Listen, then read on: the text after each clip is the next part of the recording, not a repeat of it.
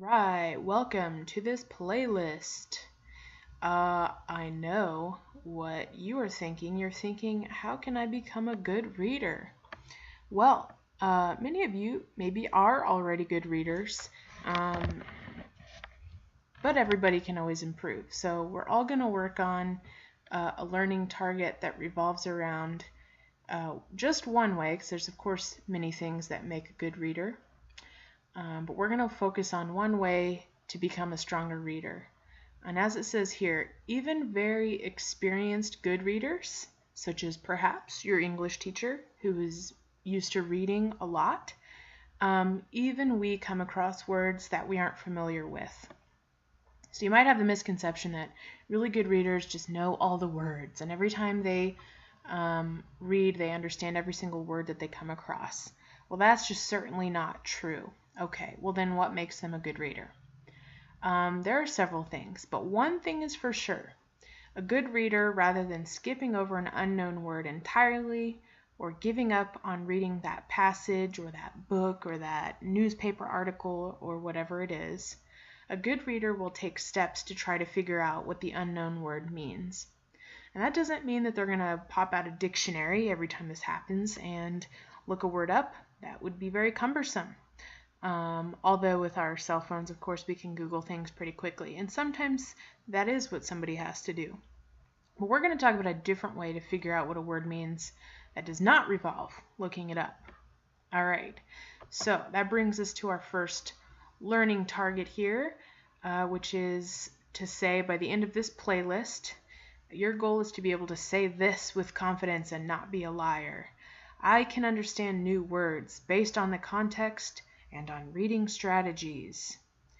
As it says here, as always, remember to use and to reuse all of the resources in this playlist to help you master this learning target. So you want to be able to, as I said, say this statement that you can understand new words based on context and reading strategies and have it be true. But I designed some activities for you to do to get there, and some people may need to do the activities more than once, and that's perfectly okay. You might find you're watching this very presentation more than once, and that's okay. But I'm also going to give you different resources, so it's not just me teaching you, because some people learn things in different ways, as we all know. Okay, so you may have heard this term context clues and reading strategies before, so maybe you have some ideas, but let's really break down how you're going to be assessed for this. This is what we're calling the proficiency scale, which means it's going to tell me, it's going to tell you and me how proficient, meaning how good you are at this skill by the end of this unit. Okay, so right up here is the target. I can understand new words based on context and reading strategy. So let's start at the bottom. If you were to earn a 1 on the assessment at the end of this playlist, that translates to roughly 20%. And here's what it means. That you cannot recognize context clues or determine word meanings based on context and reading strategies, even with my assistance. Okay, if I give you a 2 on that assessment, that's around 40%. That means that you can point out some context clues, but you can't use them to accurately define the words without my help. Okay.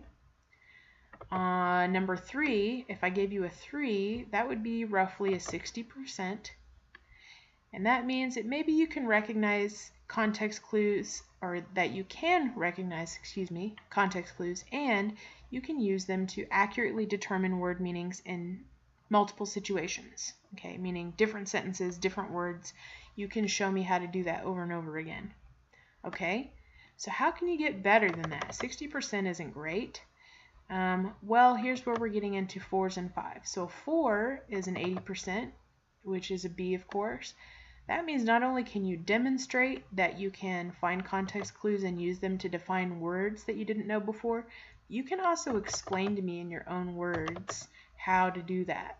Okay? Being able to explain how you know something is a very important skill. We're going to work on that all school year. So that really tells me that you know something. So that's how you get above an average grade. what if you really want to reach for the top, which I hope you all do, because you can all do this. If you get a 5, which is like 100% killing it, okay? This means that not only can you do all of this here as for a 4, but you can also demonstrate an ability to use context clues to determine word meanings in a self-selected text. Self meaning you. So this would be like your independent reading book. So I'm going to show you how later on, don't worry right now, but I'm going to show you later on how you can do 4 and 5, how you can get really high scores on this. This right here where it says 3, this is the main skill that you're working on mastering. Okay, so it might be confusing to you right now, but that's okay. We're going to go over all that later. So let's start at the top. If you come to a word you don't understand, here are 3 main things you can do. This is called kind of the outside-in method. The first thing, number 1, is to look outside the unknown word for clues. Look at all the surrounding context clues. You've probably heard that word before, that term. So we'll talk about that in a minute. 3 is to look inside the unknown word for clues. Or number 2, can't count. Number 3 is, based on all the clues, infer or decide based on the evidence what that word means. Okay? So let's break each of these down with examples. Oh, Miss Harrison, you forgot an apostrophe. Okay.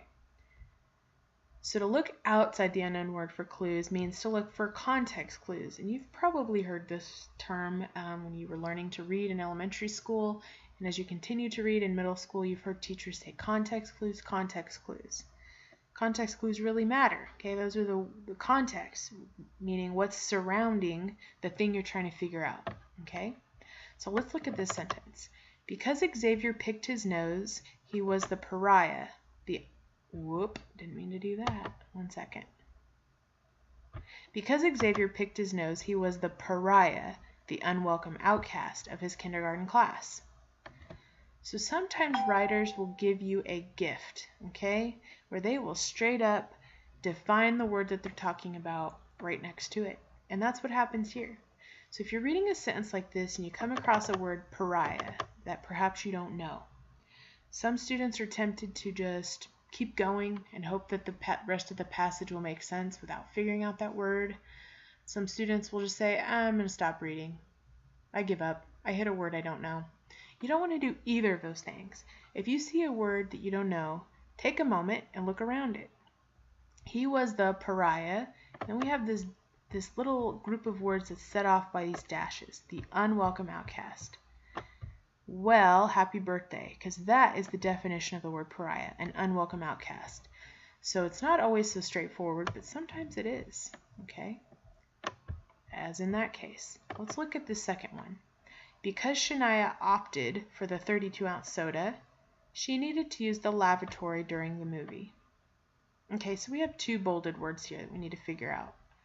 So what's the context here? Well, we know that she's at a movie, in a movie theater, okay? So if she's at a movie theater, we're talking about a 32-ounce soda. What can this verb here, what's this action that she did, mean? She opted for the 32-ounce soda. Well, we might picture in our heads, Shania is at a movie theater, she's looking at a menu, and she decides to get a 32-ounce soda.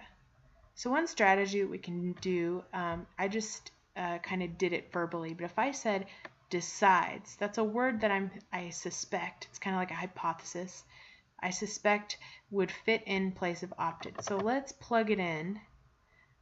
Instead. So instead of opted for, what if I said Shania decided on? Does it still make sense? Because Shania decided on the 32-ounce soda. It does. It makes sense. So that's probably the correct definition. Okay, let's put it back the way it was. So because she decided on this 32-ounce soda and she's at the movies, it says she needed to use the lavatory. So we have this word because. So we know that we're looking for if getting the soda is the cause, what's the effect? She needed to use the lavatory. Well, if you drank a lot of soda, where might you have to go within a movie theater? I would say probably a bathroom. So I'm going to try to plug that in and see if it makes sense. She needed to use the bathroom during the movie. Hey, that makes sense. So it's probably the definition. In fact, lavatory is usually the term that the Brits use to talk about the restroom or the bathroom. So it might be unfamiliar to you, or maybe if you're into British television, you've heard that before. Okay, so that's how to use context clues, to look outside of a word to figure out what it means. Let's look at number 2, looking inside the unknown word for clues. The first thing to look for is prefixes. Prefixes are the little parts of a word that come at the beginning that have their own separate meaning, okay? So if I look at the word Antichrist, okay, anti is the prefix that comes at the beginning, and it means opposite of, okay? So Antichrist would probably mean evil. So that's how you could use a prefix to figure out what a whole word means. So even if you've never seen this term, Antichrist, you can break it down, and maybe you've heard of it and maybe you haven't. You can still look at the different parts, figure out what the different parts mean, put it together, and then you know what the word means. Suffix is the same idea, but it would come at the end. So if you see the word specialist, okay, IST means one who does. Okay, so like a dentist is one who works on your teeth, okay? So a specialist would be one who specializes in something. So pay attention to different word parts, especially if you know what part of a word means. Root or base, okay, are important too. What if I gave you this crazy word, which by the way is pronounced anti-disestablishmentarianism? Okay, that sounds like a lot of gibberish. It's really just many different prefixes and suffixes attached to a root, which is establish. Okay, you're probably familiar with the word establish. So if you wanted to take the time to dissect this word, figure out what anti-dis, okay, means, and then establish, and then mentarianism, you could figure out the definition. The point is, look for those roots as well. If you know what the root of a word is, and then you can dissect it and figure out what the whole word means. All right, so number 3, based on all the clues, infer or decide based on the evidence what the word means. So let's take a look at this little passage here. It says, we kept a micro farm on a plot of land between homes. Our great big pumpkins always won first place. Our peas tasted sweeter than anything else sold at the market. Everyone in the neighborhood helped. Even the children loved micro farming. Okay, so it's a little bit cheating because I read it out loud to you. Your eyes might not recognize this as micro farm, but when you heard it, okay, you might have thought, oh, I recognize some of those sounds. I know what some of those sounds mean together. But let's start with our outside-in method. So let's look outside first. They're talking about micro farm. They're also talking about a plot of land, okay? It says our pumpkins won first place, our peas tasted sweeter. Okay, so it sounds like if we're talking about plots of land and vegetables, we're talking about growing them. It sounds like we're talking about farming. So if I hadn't read this out loud to you and your eyes saw this and it looked like a jumble of letters because it was unfamiliar, even if this farm didn't pop out at you yet, you could use those context clues to go, oh, we're talking about farming. Once you recognize farm, okay, then we can look inside the word for clues. Well, what does micro mean? If I said, I know what a farm is, but what's a micro farm? Well, micro, think about another word that uses the prefix micro. How about microscope? And what do you use a microscope for? You use it to look at very small things. So then you can start to decide, perhaps micro farm means a very small farm. Maybe it means growing very small vegetables, okay? Maybe it's a farm that grows very small produce. We don't know for sure, but we have a better idea because we looked at the context outside and we broke down the word into its separate parts. So this is the skill that you're going to use for the rest of the playlist. The next activity is going to have you looking at a video from YouTube that explains it in a little bit different way and maybe gives you some additional tips. So I hope that as you watched this and as you flip through the slideshow, which I'm going to attach for you, you took note of anything that's going to be helpful to you going forward, and also any questions you have for me about these strategies, but also about how you're going to be graded and what the learning target is.